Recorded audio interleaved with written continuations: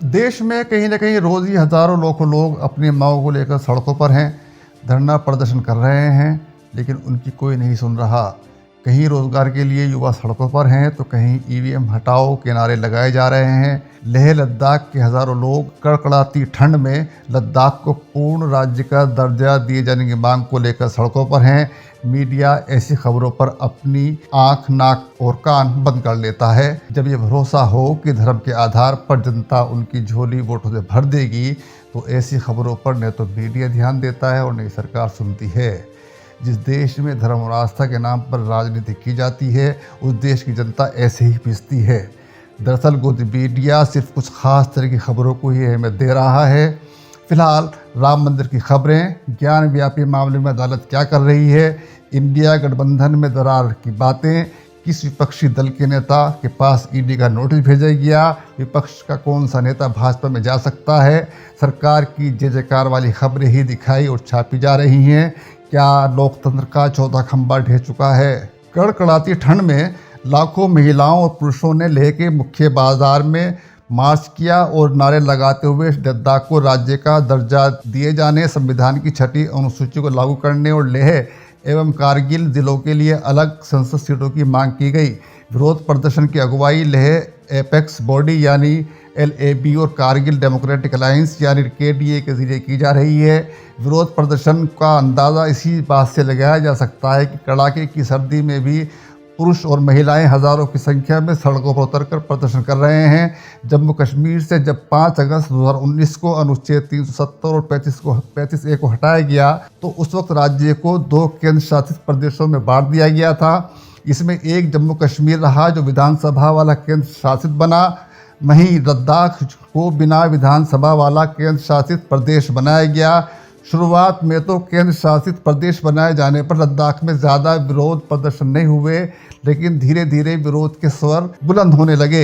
इसका नतीजा ये हुआ कि हज़ारों लोग आज सड़कों पर हैं। लेह लद्दाख के लोगों को एहसास हो रहा है कि आर्टिकल 370 हटने के बाद क्या नुकसान हुआ है और आगे क्या नुकसान हो सकता है। लेह लद्दाख के लोगों का कहना है कि पूर्ण राज्य का दर्जा मिले।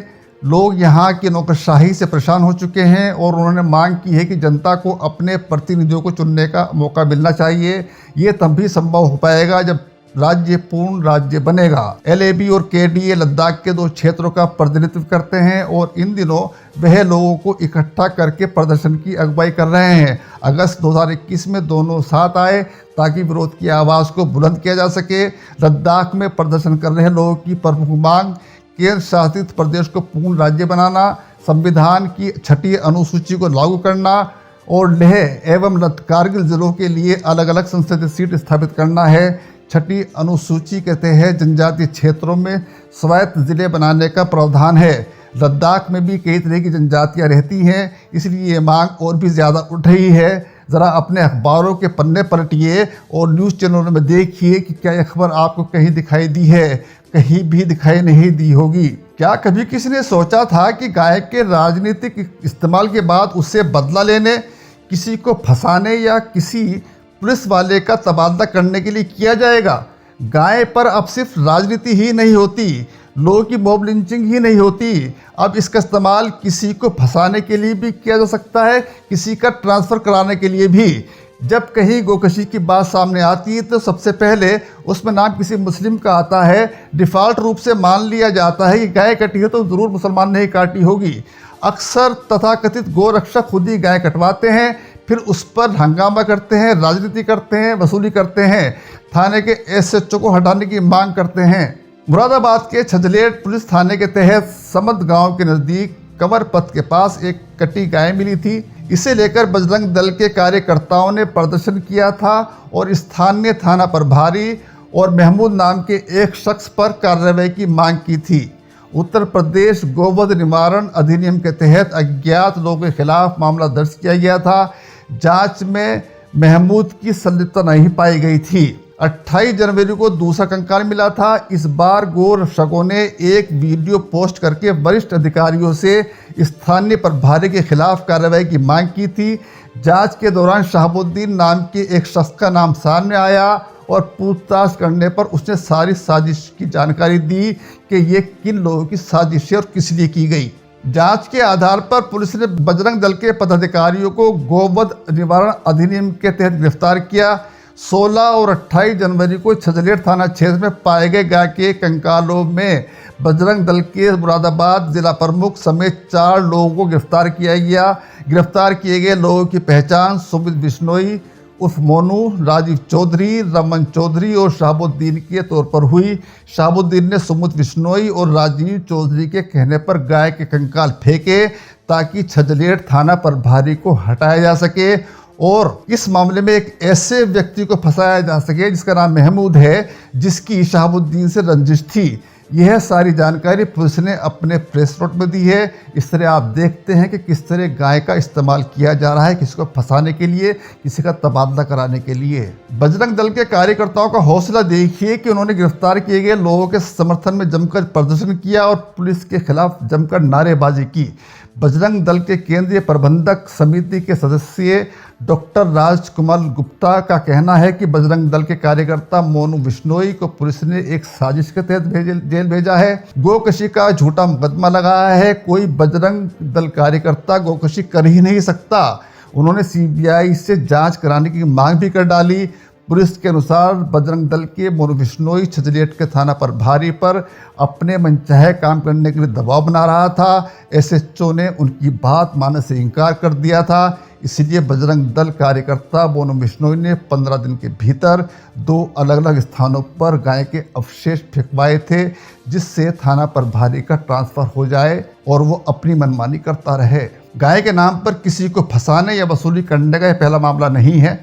30 मार्च 2023 को नवरात्र के आखिरी दिन उत्तर प्रदेश के आगरा जिले में एक गोवंश के काटे जाने की सूचना पुलिस को मिली थी। यह सूचना अखिल भारत हिंदू महासभा के कार्यकर्ताओं ने दी थी।